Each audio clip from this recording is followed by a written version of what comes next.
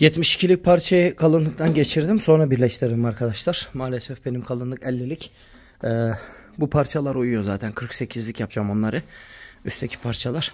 Onları şimdi sıktıktan sonra tekrar 48'e geçer. Gönyelerim. Kalınlığını alırım. Bunu da bu şekilde yapacağız. Zaten bir sıkıntı çıkmaz. Şeyini aldıktan sonra zımpara ortadaki problemi alır.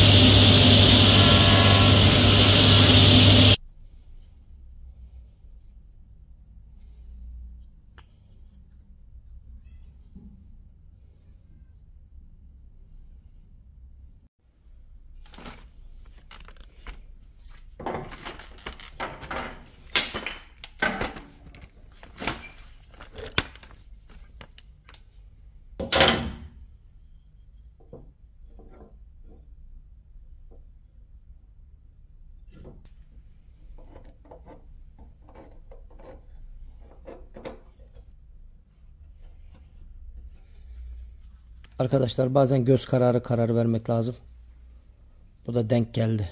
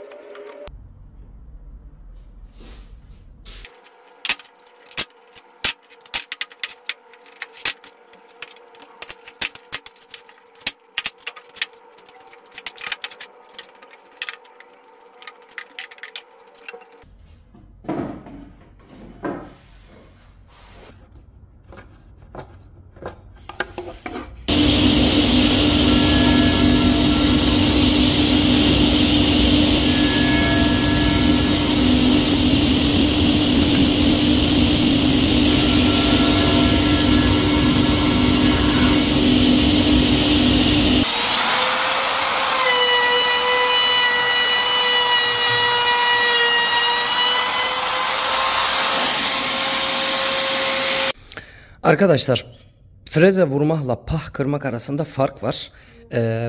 Ben normalde eskiden atlara falan da freze vuruyordum. Fakat gerçekten vurmamak gerekiyor.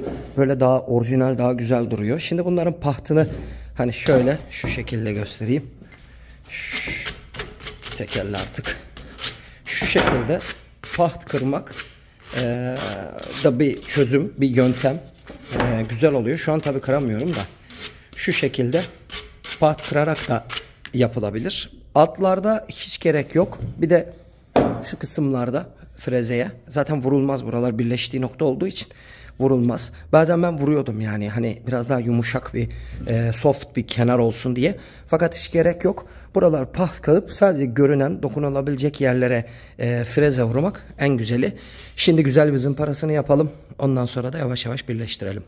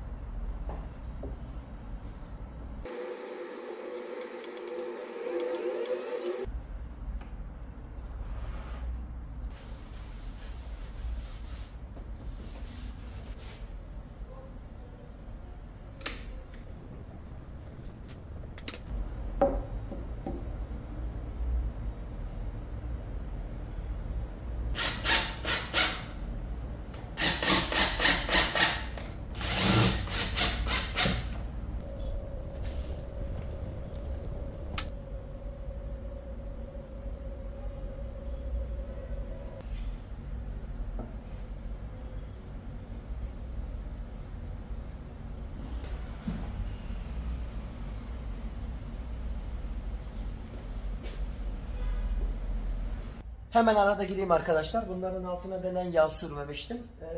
Tutkal güzel yapışsın diye.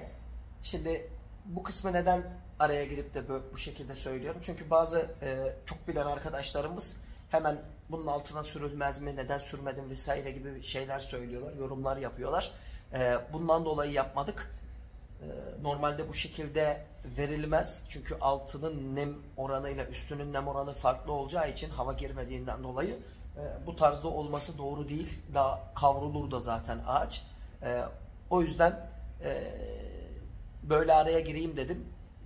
Nasıl bu kadar suizan yapan bir ülke haline geldik? Bu da tabii tartışılır bir nokta. Neyse, felsefe yapmadan hemen videoyu sonlandıralım. Yağladıktan sonra da son hali böyle arkadaşlar. Güzel, zarif, ahşabı seven bir kişinin evini süsleyecek güzel bir orta sehpa oldu. Şöyle bir hata var, onu söyleyeyim. Bunun desenleri bu şekilde gidiyor. Bunun da desenleri bu şekilde gidebilirdi. Altının da o şekilde gidebilirdi. Onun altındakinin de o şekilde gidebilirdi ki bununla zaten tevafuk etmiş, uymuş. Bu bir hata, olmaması lazımdı ama oldu. İnşallah bir dahakilerde yapmamaya çalışırız. İnşallah yararlı bir video olmuştur. Bir dahaki videolarda görüşürüz arkadaşlar. Hoşça kalın.